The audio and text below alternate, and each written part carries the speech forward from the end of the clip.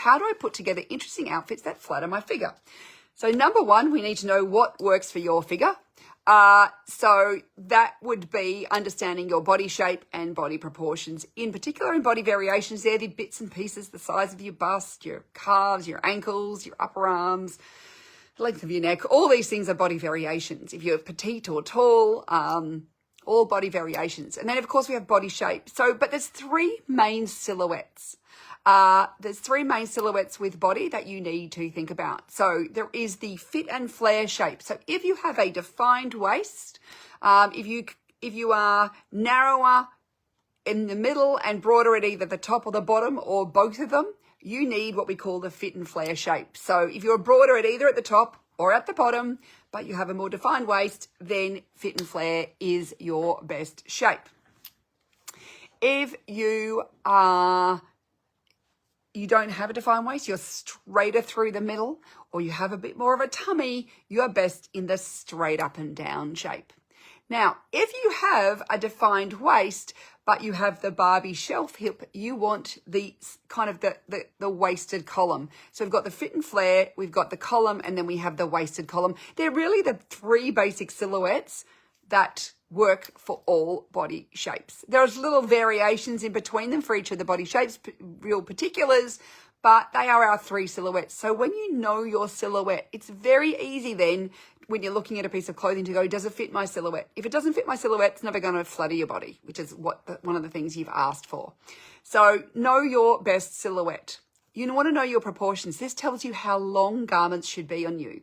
So do you want, below the knee, above the knee in skirts? Where should you end your tops? This is related to your body proportions, the length of your sleeves, all these sorts of things related to body proportions. Now, I've got blog posts on how to measure body proportions, so you can go away and experiment with that. But yeah, so body proportions tells you the length of garments. Body shape tells you the silhouette. So when you've got those things, and then of course, if you've got the extra things like a large bust or a short neck, there are these body variations, and we can then, this talks about the scale of details, maybe some of the things around necklines, sleeves, things like that.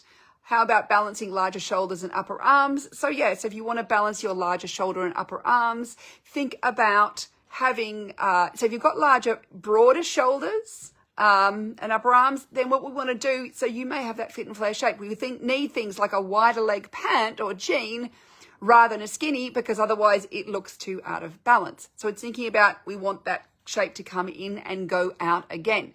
And then thinking, if you've got bigger upper arms that you don't really want to show off, you may want a floatier sleeve or something that is not a sleeve that cuts right into the middle of your upper arm where you don't want people to notice. So you can think about sleeve shape, you can think about fabrics, there's all sorts of things. And of course, what do we want to do? We want to distract away from the areas we don't want people to notice. As I always say, if you're looking at my eyes, you're not looking at my thighs.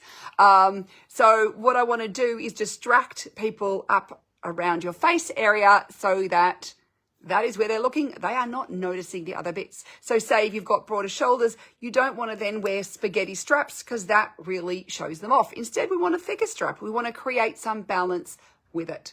So always thinking about the balance, always thinking about the shape. And this is where getting your whole understanding of what really suits all those bits of your body together really helps you to make these decisions when you're shopping. And then you can start to put outfits together. So once we understand the body proportions, body variations, and body shape, your silhouette, then of course personality comes into it, because what you like and dislike is personal. I was just having a chat with a client who was saying, she said, tell me about patterns. I don't like wearing patterns. I'm going, well, don't wear patterns. If you don't like wearing patterns, just because other people tell you should wear a pattern, doesn't mean you have to.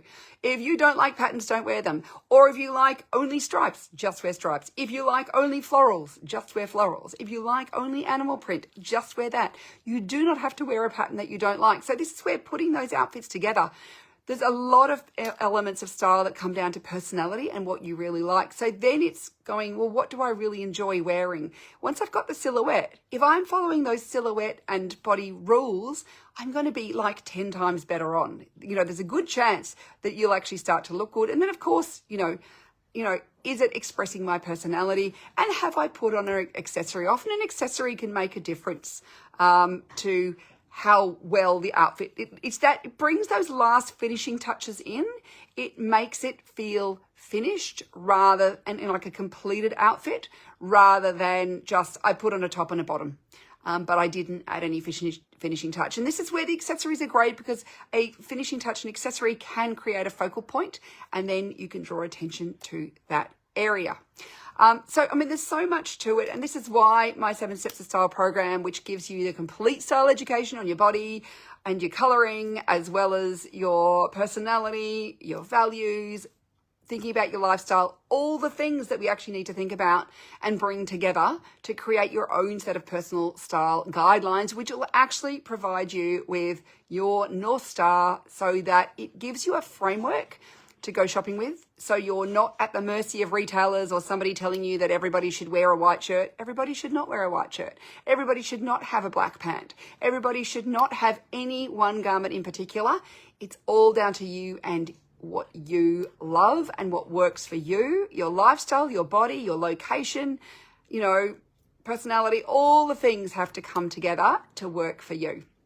And so that's why I put them all inside my 7 Steps to Style program. So if you're really keen to get those nutted out, it will honestly save you so much time, energy, and money in the long run, because, most of us go through life with this hit and miss approach, and more misses than hits often. And so therefore, it really can make a big difference when you get that information, and the support along with that too, to make sure that you are on the right path.